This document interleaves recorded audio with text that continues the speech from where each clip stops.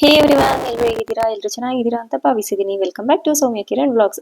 ಏನು ಗೊತ್ತಾ, ಹಾಗಲಕಾಯಲ್ಲಿ ಒಂದು ಡಿಫ್ರೆಂಟ್ ಆಗಿ ಪಲ್ಯ ಮಾಡಿ ತೋರಿಸ್ತೀನಿ. ಅದನ್ನ ಸಣ್ಣದಾಗಿ ಕಟ್ ಮಾಡಿ ಇಟ್ಕೊಳ್ಳಿ. ಇನ್ ಕೇಸ್ ಏನಾದರೂ ಒಳಗಡೆ ಬೆಂಡ್ ಬಂದಿದೆ ಅಂತ ಅನ್ಸಿದ್ರೆ ಅದನ್ನ ರಿಮೂವ್ ಮಾಡಿಬಿಟ್ಟು ಈ ತರ ಉಳ್ಳಿಕಾಯಿ ತರ ಸಣ್ಣ ಕಟ್ ಮಾಡಿ ಇಟ್ಕೊಳ್ಳಿ.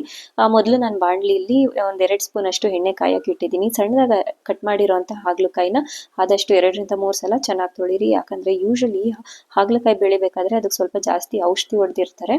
ಹಾಗಾಗಿ ಆದಷ್ಟು ಚೆನ್ನಾಗಿ ತೊಳಿರಿ. ಯೂಶಲ್ ಆಗಿ ಕಾಳು ನೆನೆಸಿ ಮಸಾಲೆ ಎಲ್ಲ ರುಬ್ಬಿ ಹಾಗಲಕಾಯಿ ಪಲ್ಯ ಮಾಡೋದು ಎಲ್ರಿಗೂ ಗೊತ್ತೇ ಇರುತ್ತೆ. ಬಟ್ ಈ ತರ ಒಂದ್ಸಲ ಟ್ರೈ ಮಾಡಿ, ತುಂಬಾನೇ ಚೆನ್ನಾಗಿರುತ್ತೆ. ಹಾಗಲಕಾಯಿನ ನಾನು ಹುರಿತಾ ಇದ್ದೆ, ಹಾಗೆ ಇನ್ನೊಂದ್ ಕಡೆ ನಿಂಬೆಹಣ್ಣು ಗಾತ್ರದಲ್ಲಿ ಸ್ವಲ್ಪ ಹುಣಸೆ ಹಣ್ಣನ್ನ ನೆನೆಸಿಟ್ಟಿದ್ದೆ. ಹಾಗಲಕಾಯಿ ಫ್ರೈ ಮಾಡ್ತಾ ಮಾಡ್ತಾ ಒಂದ್ 1/4 ಭಾಗ ಬೆಂದಾದ್ಮೇಲೆ ನಾನು 1 ಸ್ಪೂನ್ ಅಷ್ಟು ಪುಡಿ ಉಪ್ಪು ಹಾಕ್ತಾ ಇದ್ದೀನಿ. ಹಾಗೆ 1/4 ಸ್ಪೂನ್ ಅಷ್ಟು ಅರಿಶಿಣದ ಪುಡಿ ಹಾಕ್ತಾ ಇದ್ದೀನಿ. ಇವೆರಡು ಹಾಕಿದ್ಮೇಲೆ ಹಾಗಲಕಾಯಿನ ಚೆನ್ನಾಗಿ ಮಿಕ್ಸ್ ಮಾಡಿ ಈ ತರ ಪಲ್ಯ ಮಾಡಿ ರೊಟ್ಟಿಗೆ, ದೋಸೆಗೆ, ಚಪಾತಿಗೆ ತುಂಬಾನೇ ಚೆನ್ನಾಗಿರುತ್ತೆ. ಇನ್ ಕೇಸ್ ನೀವೇನಾದ್ರೂ ಅನ್ನ ರಸಂ ಜೊತೆ ಸೈಡ್ ಪಲ್ಯ ಆಗಿ ಯೂಸ್ ಮಾಡ್ತೀನಿ ಅಂದ್ರೂ ಚೆನ್ನಾಗಿರುತ್ತೆ. ಅಷ್ಟು ಕಹಿ ಅನ್ಸೋದಿಲ್ಲ. ಹಾಗೆ ಅದೊಂಥರ ಹಾಗಲಕಾಯಿ ಫ್ರೈ ಮಾಡೋದ್ರಿಂದ ಸ್ವಲ್ಪ ಕ್ರಿಸ್ಪಿನೆಸ್ ಇರುತ್ತೆ, ತುಂಬಾ ಚೆನ್ನಾಗಿರುತ್ತೆ. ನಾನಿಲ್ಲಿ 2 ಸಣ್ಣಗೆ ಹಚ್ಚಿದ ಈರುಳ್ಳಿನ ಸೇರಿಸ್ತಾ ಇದ್ದೀನಿ. ಇನ್ ಕೇಸ್ ನಿಮ್ಗೆ ಈ ಮೆಥಡ್ ಬೇಡ ಅಂದ್ರೆ ಫಸ್ಟ್ ಹಾಗಲಕಾಯಿನ ಫ್ರೈ ಮಾಡಿ ಒಂದ್ ತಟ್ಟೆಗೆ ತೆಗೆದಿಟ್ಕೊಂಡ್ಮೇಲೆ ಇನ್ನೊಂದು ಬಾಣಲಿಗೆ ಎಣ್ಣೆ ಹಾಕಿ ಸಾಸಿವೆ, ಕರಿಬೇವಿನ ಸೊಪ್ಪು, ಈರುಳ್ಳಿ ಎಲ್ಲ ಹಾಕಿ ಒಗ್ಗರಣೆ ಹಾಕಿ ಸಹ ಮಾಡ್ಬೋದು, ಅಥವಾ ಈ ತರ ಸಹ ಮಾಡ್ಬೋದು. ಎರಡರಲ್ಲೂ ಅಷ್ಟು ಟೇಸ್ಟ್ ಏನ್ ಡಿಫ್ರೆಂಟ್ ಆಗೋದಿಲ್ಲ. ಈ ತರ ನಾನು ಯೂಶಲಿ ಮಾಡ್ತಾ ಇರ್ತೀನಿ ಅವಾಗವಾಗ, ತುಂಬಾನೇ ಚೆನ್ನಾಗಿರುತ್ತೆ. ಒಂದ್ಸಲ ಈ ಮೆಥಡ್ ಟ್ರೈ ಮಾಡಿ ಹೇಗಿತ್ತು ಅಂತ ತಿಳಿಸಿ, ಆಯ್ತಾ? ನೋಡಿ, ಈರುಳ್ಳಿ ಎಲ್ಲ ಹಾಕಿದ್ಮೇಲೆ ನಾನು ಅದನ್ನ ಒಂದ್ಸಲ ಚೆನ್ನಾಗಿ ಮಿಕ್ಸ್ ಮಾಡ್ತಾ ಇದ್ದೀನಿ. ಈರುಳ್ಳಿ ಚೆನ್ನಾಗಿ ಬೇಯುತ್ತೆ. ಒಂದು ಲಿಡ್ನ ಕ್ಲೋಸ್ ಮಾಡಿ ಇಡಿ. ಒಂದು ಸ್ವಲ್ಪ ಮೀಡಿಯಂ ಫ್ಲೇಮಲ್ಲಿ ಇಟ್ಟು ಬಿಟ್ಬಿಡಿ. ಅದು ಹಾಗೆ ಹಬೆಯಲ್ಲಿ ಚೆನ್ನಾಗಿ ಬೆಂದ್ಕೊಳ್ಳುತ್ತೆ. ಮಧ್ಯದಲ್ಲಿ ಆಗಾಗ ಕೈ ಆಡಿಸ್ತಾ ಇರಿ, ಇನ್ ಕೇಸ್ ತಳ ಹಿಡಿದ್ರೆ ಅಂತ ಅಷ್ಟೇ. ಸೊ ಈಗ ಇದ್ರ ಜೊತೆಗೆ ನಾನು 1-2 ಟೊಮೆಟೊನ ಸಣ್ಣದಾಗಿ ಕಟ್ ಮಾಡಿ ಇಟ್ಕೊಂಡಿದ್ದೆ. ಹುಳಿ ಟೊಮೆಟೊನೇ ಆ್ಯಡ್ ಮಾಡ್ತಾ ಇದ್ದೀನಿ. ಯಾಕಂದ್ರೆ ಹಾಗಲಕಾಯಿ ಪಲ್ಯಗೆ ಸ್ವಲ್ಪ ಉಳ್ಳುಳ್ಗಾದ್ರೆ ಚೆನ್ನಾಗಿರುತ್ತೆ ಟೇಸ್ಟ್ ತುಂಬಾ. ಹಾಗಾಗಿ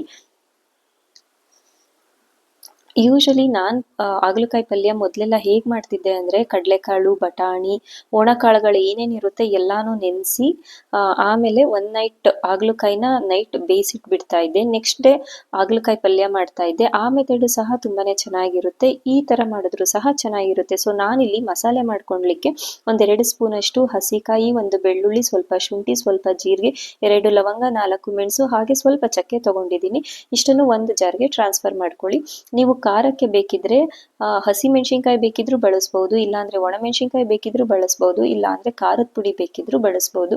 ಹಸಿ ಮೆಣಸಿನ್ಕಾಯಿ ಬಳಸಬೇಡಿ, ಯಾಕಂದ್ರೆ ಹಾಗಲಕಾಯಿ ಸ್ವಲ್ಪ ಕೆಲವ್ರಿಗೆ ಗ್ಯಾಸ್ಟ್ರಿಕ್ ಫೀಲ್ ಮಾಡುತ್ತೆ. ಹಾಗೆ ಹಸಿ ಮೆಣಸಿನ್ಕಾಯಿನೇ ಸೇರಿಸಿದ್ರೆ ಮತ್ತೆ ಅದು ಅಸಿಡಿಟಿ ಆಗೋ ಚಾನ್ಸ್ ಇರುತ್ತೆ. ಹಾಗಾಗಿ ಸೇಮ್ ಜಾರ್ಗೆ ನಾನಿಲ್ಲಿ ಸ್ವಲ್ಪ ಕರಿಬೇವಿನ ಸೊಪ್ಪು, 1-2 ಬೇಡಿಗೆ ಮೆಣಸಿನ್ಕಾಯಿ, 1-4 ಒಣ ಮೆಣಸಿನ್ಕಾಯಿನ ಸೇರಿಸ್ಕೊಳ್ತಾ ಇದ್ದೀನಿ.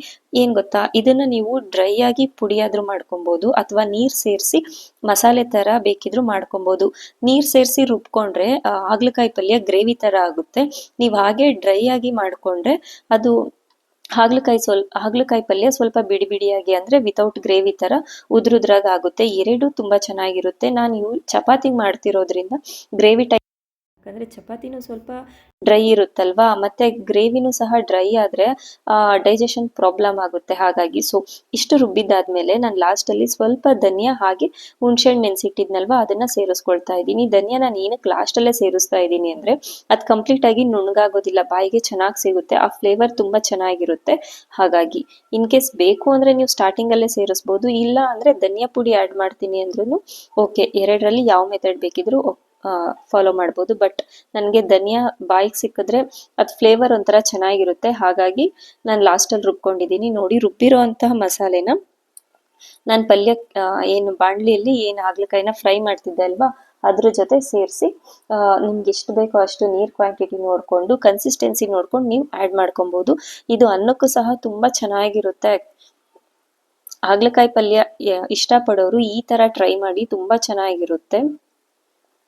ನಾನು ವಾರದಲ್ಲಿ ಒಂದ್ಸಲ ಆದ್ರೂ ಈ ತರ ಹಾಗಲಕಾಯಿ ಪಲ್ಯ ಮಾಡ್ತಾ ಇರ್ತೀವಿ. ಏನ್ ಗೊತ್ತಾ, ನನ್ಗೆ ಈ ಪಲ್ಯಗಳಿಗೆಲ್ಲ ಏನ್ ಚಪಾತಿ, ದೋಸೆ, ಅನ್ನ ಇರ್ಲೇಬೇಕು ಅಂತ ಏನಿಲ್ಲ. ಹೀಗೆ ಬರೀ ಪಲ್ಯ ಕೊಟ್ರು ಸಹ ತಿಂದ್ಬಿಡ್ತೀನಿ. ಹಾಗಲಕಾಯಿ ಅಂದರೆ ಅಷ್ಟಿಷ್ಟ ನನಗೆ. ಮತ್ತು ಹಾಗಲಕಾಯಲ್ಲಿ ಹಾಗಲಕಾಯಿನ ಸಣ್ಣದಾಗಿ ಆದಷ್ಟು ಸಣ್ಣದಾಗಿ ಕಟ್ ಮಾಡಿ ಅದನ್ನು 1 ಅವರ್ ಬಿಸಿನೀರಲ್ಲ ಸಾರಿ ಉಪ್ಪಿನ ನೀರಲ್ಲಿ ನೆನೆಸಿಟ್ಟು ಅದಕ್ಕೆ ಸ್ವಲ್ಪ ಮೆಣಸಿನ ಪುಡಿ ಉಪ್ಪು ಸ್ವಲ್ಪ ಖಾರದ ಪುಡಿ ಹಾಕಿ ಚೆನ್ನಾಗಿ ಮಿಕ್ಸ್ ಮಾಡಿ ಬಿಸಿಲಲ್ಲಿ ಅದನ್ನು ಕಂಪ್ಲೀಟ್ ಒಂದು 3 ದಿನ ಡ್ರೈ ರೋಸ್ಟ್ ಮಾಡಿ ಐ ಮೀನ್ ಡ್ರೈ ರೋಸ್ಟ್ ಅಲ್ಲ ಬಿಸಿಲಲ್ಲಿ ಒಣಗಿಸಿ ತುಂಬಾ ಚೆನ್ನಾಗಿರುತ್ತೆ. ಅದು ಕ್ರಿಸ್ಪಿಯಾಗಿ ಆಗುತ್ತೆ, ತಿನ್ಲಿಕ್ಕೆ ತುಂಬ ಚೆನ್ನಾಗಿರುತ್ತೆ. ಹಾಗಲಕಾಯಿ ಅಂತ ಅನ್ಸೋದೇ ಇಲ್ಲ, ಮತ್ತೆ ಕಹಿ ಸಹ ಇರೋದಿಲ್ಲ. ಸೊ ಈ ರೆಸಿಪಿ ನಿಮ್ಗೇನಾದರೂ ಇಷ್ಟ ಆಗಿದ್ರೆ ವಿಡಿಯೋಗೊಂದು ಲೈಕ್ ಮಾಡಿ, ಹಾಗೆ ಅನಿಸಿಕೆ ಅಭಿಪ್ರಾಯಗಳನ್ನ ಕಮೆಂಟ್ ಸೆಕ್ಷನ್ ಅಲ್ಲಿ ತಿಳಿಸಿ. ಯಾರೆಲ್ಲ ಇನ್ನೂ ನನ್ನ ಚಾನಲ್ಗೆ ಸಬ್ಸ್ಕ್ರೈಬ್ ಆಗಿಲ್ಲ ದಯವಿಟ್ಟು ಸಬ್ಸ್ಕ್ರೈಬ್ ಆಗಿ ವಿಡಿಯೋಸ್ ನೋಡಿ. ಒಂದೆರಡು ನಿಮಿಷ ಕುಕ್ಕರ್ ಲಿಡ್ನ ಕ್ಲೋಸ್ ಮಾಡಿ ನಾನಿಲ್ಲಿ ಕೊತ್ತಂಬರಿ ಸೊಪ್ಪು ಮತ್ತು ಸ್ವಲ್ಪ ಪುದೀನ ಹಾಕ್ತಾ ಇದ್ದೀನಿ. ಪುದೀನ ಆಪ್ಷನಲ್, ಸೇರಿಸಿದ್ರೆ ಟೇಸ್ಟ್ ತುಂಬ ಚೆನ್ನಾಗಿರುತ್ತೆ. ಹಾಗೆ ಸ್ವಲ್ಪ ಸ್ಪ್ರಿಂಗ್ ಆನಿಯನ್ ಸಹ ನಾನು ಸೇರಿಸಿದ್ದೆ, ಪಾಟಲ್ಲಿ ಇರುತ್ತೆ. ಅವಾಗವಾಗ ಈ ಥರ ಪಲ್ಯ ಎಗ್ ರೈಸ್ ಇದೆಲ್ಲ ಮಾಡಿದಾಗ ನಾನು ಲಾಸ್ಟಲ್ಲಿ ಸೇರಿಸ್ತೀನಿ, ತುಂಬ ಚೆನ್ನಾಗಿರುತ್ತೆ. ಸೇಮ್ ಆನಿಯನ್ ಸ್ಪ್ರಿಂಗ್ ಹೇಗೆ ಬರುತ್ತಲ್ವ ಅದೇ ಥರ ನೀವು ಬೆಳ್ಳುಳ್ಳಿ ಹೆಸಲನ್ನು ಸಹ ಪಾಟ್ಗೆ ಹಾಕಿ ನೋಡಿ, ಅದು ಸಹ ಸೇಮ್ ಹಾಗೆ ಬರುತ್ತೆ ಸ್ಪ್ರಿಂಗ್ ಆನಿಯನ್ ಥರನೇ. ಅದನ್ನು ಸೇರಿಸಿದ್ರು ಅಷ್ಟೇ ಫ್ಲೇವರ್ ತುಂಬ ಚೆನ್ನಾಗಿರುತ್ತೆ. ನೀವು ಅದರಲ್ಲಿ ಚಟ್ನಿ ಮಾಡಿದ್ರು ಅಷ್ಟೇ ಇನ್ನೂ ಚೆನ್ನಾಗಿರುತ್ತೆ. ಸೊ ಇದು ನಮ್ಮ ನೈಟ್ ಡಿನ್ನರ್ ಆಗಿತ್ತು. ಸೊ ಈ ರೆಸಿಪಿ ನಿಮ್ಗೆ ಇಷ್ಟ ಆಗಿರುತ್ತೆ ಅಂತ ಅನ್ಕೊಳ್ತೀನಿ. ಇನ್ ಕೇಸ್ ಇಷ್ಟ ಆಗಿದ್ರೆ ದಯವಿಟ್ಟು ನನ್ನ ಚಾನಲ್ಗೆ ಸಬ್ಸ್ಕ್ರೈಬ್ ಆಗಿ ವಿಡಿಯೋಸ್ ನೋಡಿ. Thank you so much. Thanks for watching.